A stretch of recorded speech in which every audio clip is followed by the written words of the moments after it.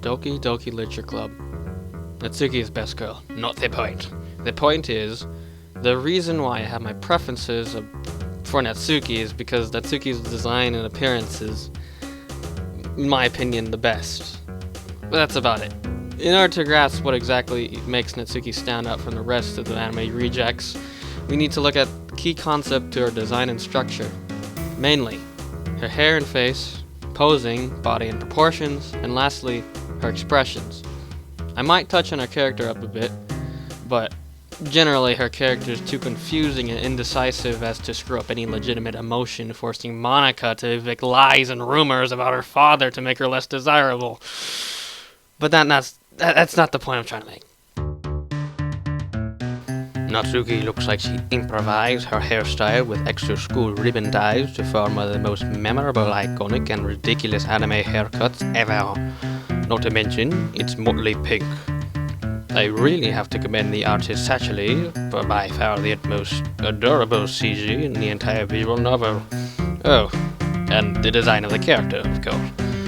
With the wide-eyed faces and vivid pop-outs, Natsuki looks just as if she's demanding your attention. But let me get one thing straight. Her hair consists of many distinct sections that allow our brains to recognize just who exactly we're talking to. Some of these sections are simplified and generalized for the chibi rendition, but generally it remains the same. Notice how all the strands curve inward, with perhaps the exception of one stray hair which pisses her off just as much as me.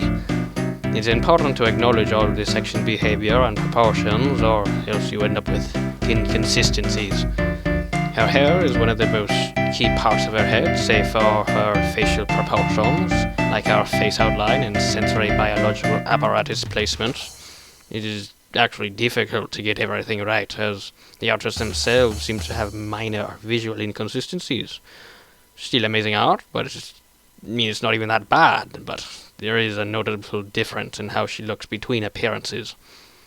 I'm not saying I can draw anything even remotely like that, but sheesh, I can feel it in my Natsuki enthusiast overalls.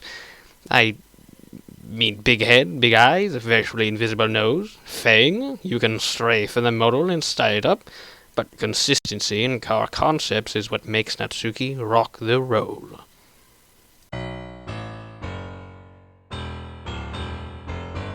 Moving to posing and proportions, Natsuki is obviously known for her smaller stature compared to the rest of the hens. And they don't seem to mind the pecking order, but are still self-conscious about it. I mean, I personally like her proportions, and actually prefer it. People go out of their way to maim others with the branding of lolicon, even if the character is canonically 18 years old. Even as a joke, I find that in poor taste. Being petite does not mean you cannot find love, and it does not mean you cannot be loved. Take it from a 16-year-old. It's technically the other way around. Oh, bloody hell. Anyways, Natsuki's poses might not be as assertive as they seem. They're actually defensive poses that are simultaneously trying to present herself. You see, Natsuki wants to punch people, but can never actually do it because she's actually fragile and putting up a show. When that defense breaks, what you get is heartbreaking. It's kind of funny because none of her poses are trying to be cute, but it's her reactions and behavior corresponding with her appearance and combined with her small stature that make the adorables pile of sweet puppy corn syrup that you call a cupcake.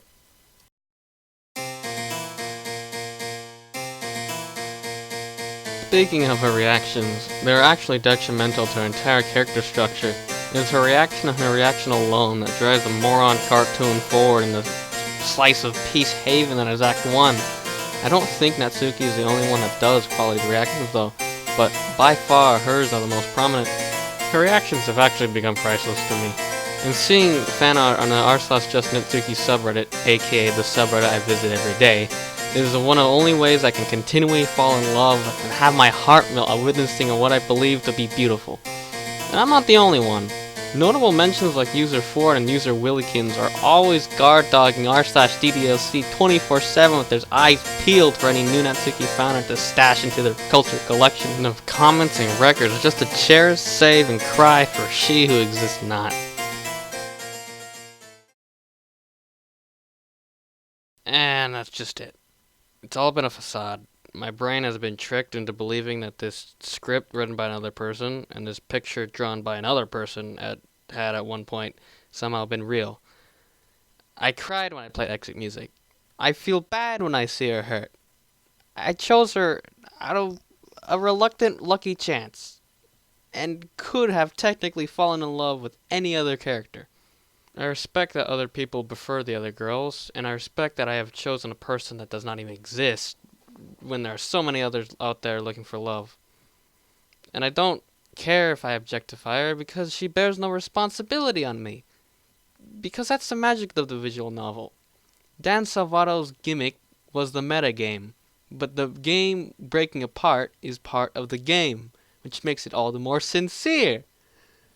I did buy that Natsuki plushie and keychain. That just means the free game ploy hook worked. But that's okay, because I actually fell in love with the character.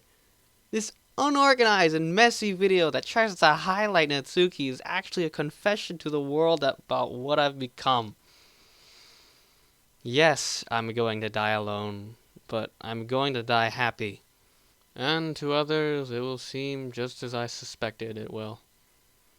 A grim, bloody fable with an unhappy, bloody ending.